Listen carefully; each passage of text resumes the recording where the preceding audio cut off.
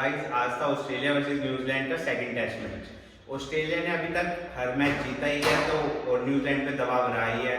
अब आज की बात करते हैं जिसमें आज भी ऑस्ट्रेलिया भारी रहा है न्यूजीलैंड पे। ऑस्ट्रेलिया ने पहले बॉलिंग करी थी और बॉलिंग करके जो पेसर्स थे उन्होंने सारी विकेटें चटका ली। फाइफर हमारा जोश हेजलवुड ने लिया, 3 विकेट मिचेल स्टार्क ने ली। तो इसका मतलब यही है कि टॉप ऑर्डर बिल्कुल नहीं चला है न्यूजीलैंड का। ये तो उनके हर मैच की स्क्रिप्ट रहती है। ऑस्ट्रेलिया हमेशा से न्यूजीलैंड को दबाता ही आ रहा है और इसीलिए न्यूजीलैंड का जो नक्शा है वो छोटा है बजाय कि ऑस्ट्रेलिया के नक्शे के। तो ये बात तो हमेशा से ही रही है।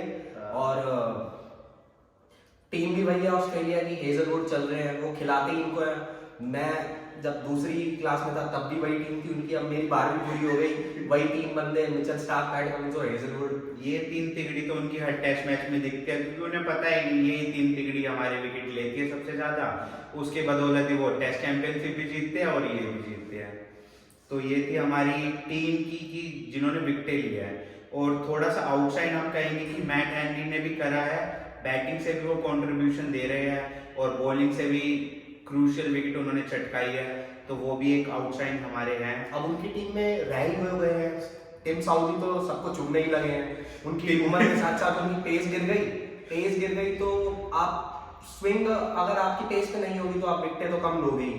कप्तान है वो, लेकिन वो अब सिर्फ बॉलर्स का एंड चेंज करवाने के लिए बॉलिंग कर रहे हैं तो वो ये सही बात है। तो ये थे हमारे बॉलर्स जो कि आज चले हैं। बॉलर्स का ही दिन था क्योंकि क्रिस चर्च है, छोटा ग्राउंड है, बॉलिंग कंडीशन रहती है, ओवरकास्ट कंडीशन है।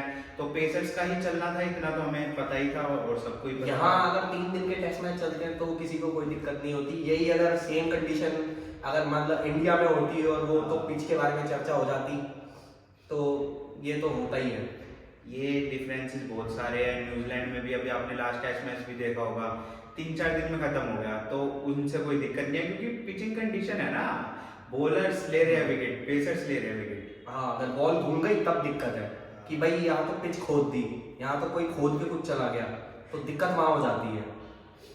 और मैं एक प्लेयर के बारे में आपसे पूछना चाहूंगा जो थोड़ा रचिन रविंद्र जो फॉर्म में थे और आपको था कि ये नहीं आउटशाइन करेंगे, तो आपने ऐसा क्यों बोला था?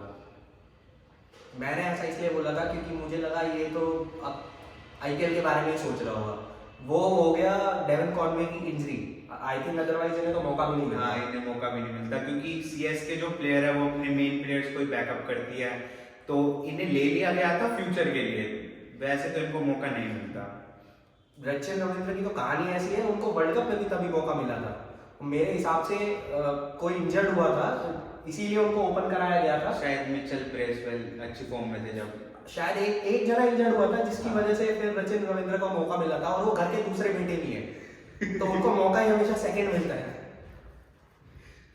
तो ये थी हमारी तरफ से डे 1 की टीम प्रीव्यू और हमने बताया।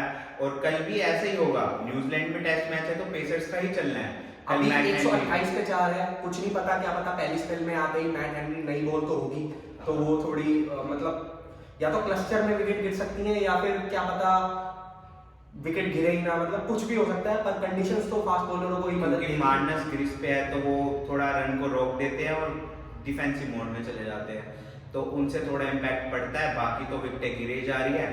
कल भी यही होगा, मैट हेनरी अपना फाइबर कंप्लीट करेंगे। बाकी जो इतिहास है वो यही है, चाहे टेस्ट मैच 3 दिन चले या 4 दिन चले, मेरे हिसाब से जीतना ऑस्ट्रेलिया को ही है। और आई थिंक ऑस्ट्रेलिया और इंडिया ही आपको WTC फाइनल में खेलती हुई दिखेंगी और फिर से हम देखे जाएंगे कि ऑस्ट्रेलिया मैच जीत गई और क्या नाम है, फिर आप वही रील देखेंगे, खड़ा हूँ आज भी वही। मिलते हैं गाइस डे 2 की प्रेडिक्शन के साथ कल। ठीक।